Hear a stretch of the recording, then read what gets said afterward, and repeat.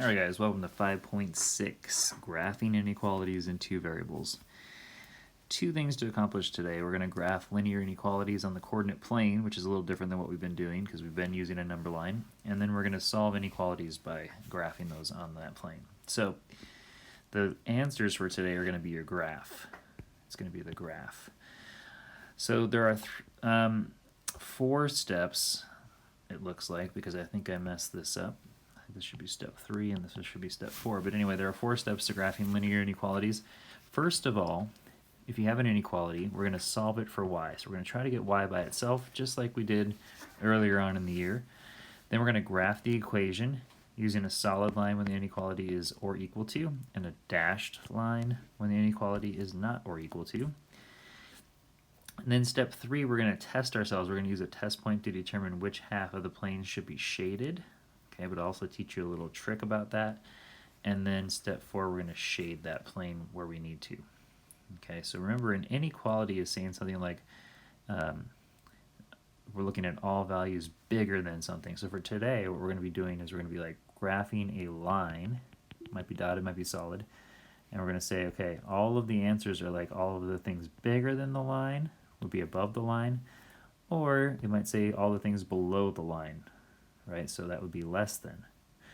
So I'm going to teach you all that. That's what's coming. Those are the steps. Let's get into it. So example 1 says the y values are greater than the line 1/2 x plus 3. Okay, so this thing is already solved for y. So step 1's done for us. Now we're going to graph this. Okay, so going back to earlier on, when we learned how to graph, remember that this is in y equals mx plus b form. This is the slope, 1/2. This is your y-intercept, 3. Okay, so just a reminder. Now, I'm going to start this thing at 3, because that is my y-intercept. And then my slope says positive 1/2. So from there, I'm going to go up 1 over 2. And I can also go down 1 back 2, right, giving me a slope of 1/2. So get a couple of those points on there. And then it says the y values are bigger than this line. Okay, so it does not include the line. Notice there's no line underneath the inequality. So to show that all the values are bigger than the line but not inclusive of the line, what we do is we just make a dotted line. Okay, so we have a dotted line here. All right, and then I'm going to use a highlighter, but you can just use your pencil or whatever to shade. It says the y values are bigger than the line. Okay, well, that means above the line. Whenever you see that the y values are bigger, it means above. All right, and how could we test this? So what I like to do to test this, you guys, is I always choose the same point. I choose this point right here, 0, 0, because it's really easy to plug in a 0 for x and a 0 for y and see what happens. So on this particular case, if I shaded the thing correctly, if I plug in the point 0, 0 to my equation over here, it should end up as a false statement, okay, because it's not part of the shading. So let's try that. If I plug a 0 in for y, it's saying is 0 greater than 1/2 of 0, right, plus 3. This just goes to 0, so it's saying is 0 greater than 3?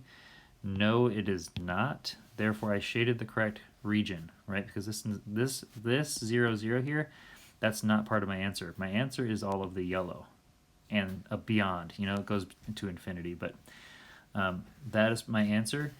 So I was hoping that this did not work when I plugged it in, and sure enough, it did not. Now, if I would have shaded below, then I would be looking to see if it does work. Okay, so we'll do one like that as well, hopefully here. So let's do this one. First of all, is it solved for y? Yes, it is, but I like to have y on the left side. Okay, so notice the alligator is eating the x minus 1. So let's just rewrite this like so. Okay, it's the same exact statement. I just wanted the y on the left. Notice the alligator still eating the x minus 1. Okay, now here, some people get confused here, but the slope of this thing, there's nothing out in front, so we assume it's 1. So the slope is 1 or 1 over 1. Okay, and then the y-intercept is -1. So at -1 we start. It's a positive slope, so it's going up 1 over 1, up 1 over 1, up 1 over 1, or down 1, back 1, down 1, back 1. Okay, this is not or equal to again, so this is going to be a dotted line, like so. Okay, and then I'm going to shade, since it says that the y values are less than here, I'm going to shade below. Okay, so my answer to this problem is actually this picture, all of the yellow here, the shading. So it's very important. I'm going to look for a couple of things. I'm going to look for whether or not you dotted this correctly or made a solid line, depending on what you see. And then did you shade it correctly? And then also, is the line correct, obviously. Okay, so if I'm going to do my test here, I'm going to again test 0, 0. And I'm going to say to myself, okay, hopefully this does not work when I plug it in because it's not part of my shading. Okay, so let's try it out. 0 is less than 0 minus 1. Just plugged a 0 in for x and y because my point is 0, 0 here. Okay, is 0 less than negative 1? No, it is not, so I know that I'm okay again. Okay, so that's just my test. Let's continue on here. Example 2 now. Here's where we're going to need to solve for y. So y is not solved for yet. So in order to get y by itself, I got to get rid of this x. Okay, so I'm going to subtract x from both sides. And when I do that, I get negative y is less than or equal to negative x plus 3. Okay, I just wanted the negative x first, so it's in y equals mx plus b form. Now what I have to do to get y by itself is I have to divide by negative 1. And if I do that, I have to do that to everything. So now y, notice I divided by a negative, so this has to flip.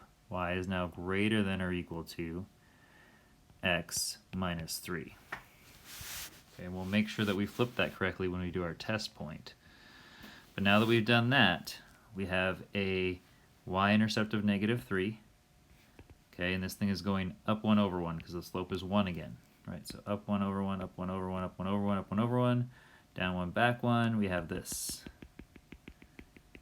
Okay, if we shaded this correctly, then my answer is going to be all the things bigger than, because it says y is greater than or equal to that. Oh, and it's not dotted in this case, is it? Because it says or equal to. So there's a mistake. Okay, so this is actually going to be, that's easy to fix that mistake if you do that. This is going to be a solid line because it's inclusive. All right, and then I'm going to shade above because it's saying the y values are bigger than this. Okay, now for the first time, my test point 0, 0 should work if I plug it in. So let's try it out. Is 0 bigger than or equal to 0 minus 3? I just plugged the 0 back in. Or you could go back into, it's always actually pretty smart to go back into the original. So if you went back into that, it would look like this. 0 minus 0, is that less than or equal to 3? Yes, 0 is less than or equal to 3, and it is part of my shading, so that works, and I'm done. All right, 2b. Let's get this y by itself here. So we have 3y is greater than or equal to negative 2x. I had to subtract 2x from both sides. Okay, plus 18. Now divide both sides by 3. And I get y is greater than or equal to negative 2/3 x plus 6. So I'm going to start, I guess I'm going to go by 2's here. 2, 4, 6. Start at 6. Okay, and then from here my slope is negative, right? So I'm going to go down 2 over 3. I guess I can make these go by 1s. It's going to skew my graph a little bit, that's okay. So down 2 would actually be just 1. Down 2 over 3, looks something like that. Up 2 back 3, looks something like that. This thing is solid. Okay, and it's saying the y values are bigger than this, so it's going to be above the line. To test to see if I did that right, let's plug in a 0, 0. Okay, so if I plug in a 0 here and a 0 here, it's going to be 0. Is 0 greater than or equal to 18? No, it is not, and it is not part of my shading, so I'm okay. All right, for the last example here, it says, what if there's no y? Okay, if there's no y, or sometimes there might not be an x, you're going to solve for the x or solve for the y, and then we're going to graph it. Okay, remember that we can graph things like x equals or y equals some constant, right? If we graph things like this, they're either horizontal lines, so if it's an x equals, it'll be a vertical line. If it's a y equals, it'll be a horizontal line. All right, so, and then we'll use a test point to check it, and we'll shade. So here we go. Here's one, no y, right? So I'm just going to solve for x. So 4x, I'm going to add 3 to both sides. 4x is greater than or equal to 20.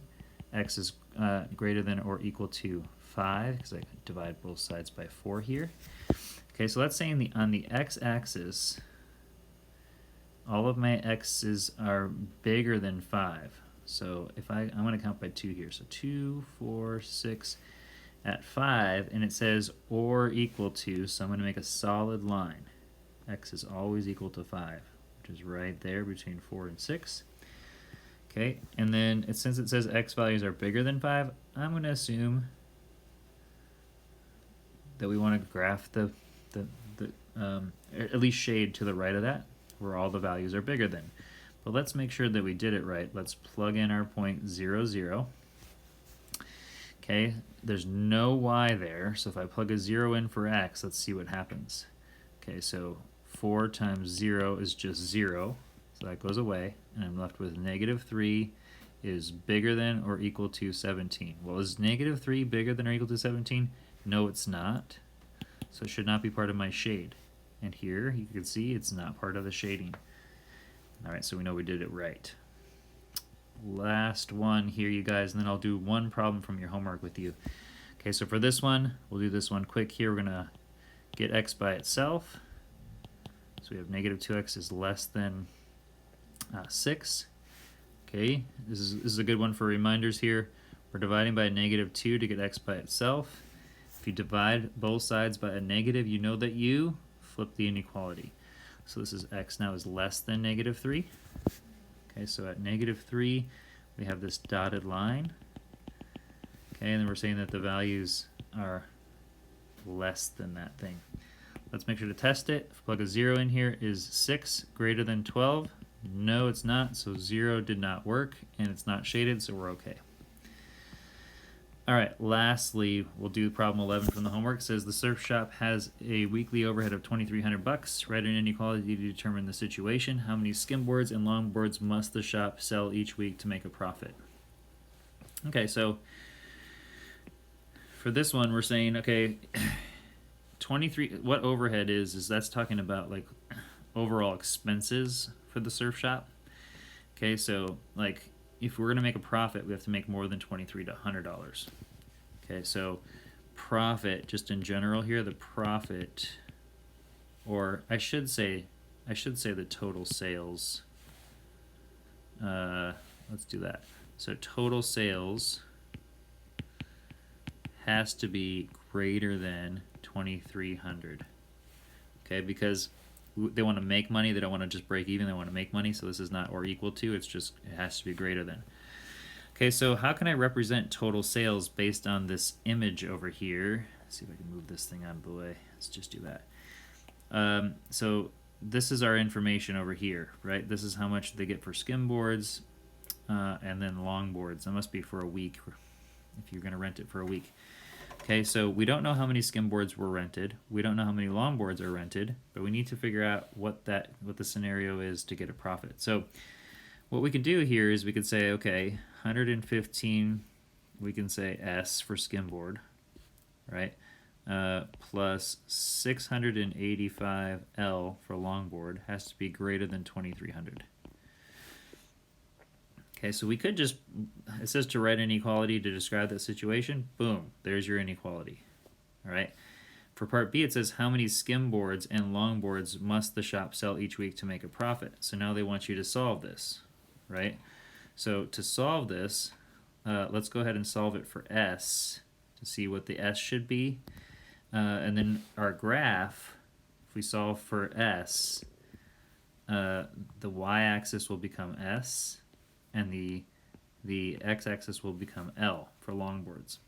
Okay, so if we solve this thing out, we would get 115S is greater than negative 685L, because we're going to subtract 685L from both sides. And again, think about that like as an X and a Y, but that's it's okay that it's like this. All right, and then here to get S by itself, we're going to divide everything by 115. All right, and I'm going to let you finish the problem, but that's how you set it up. Whatever you get here, then you would graph that, and then in order for you to see how many skimboards and longboards the shop must sell, It's going to be your picture. It's going to be your graphed picture with the highlighting. Okay, so make sure that because there's not just one answer, there's lots of different answers here. So make sure that you put the picture down accurately and shade accurately, and then that's how you do number 11. All right, guys, that's it for this time. Catch you in class.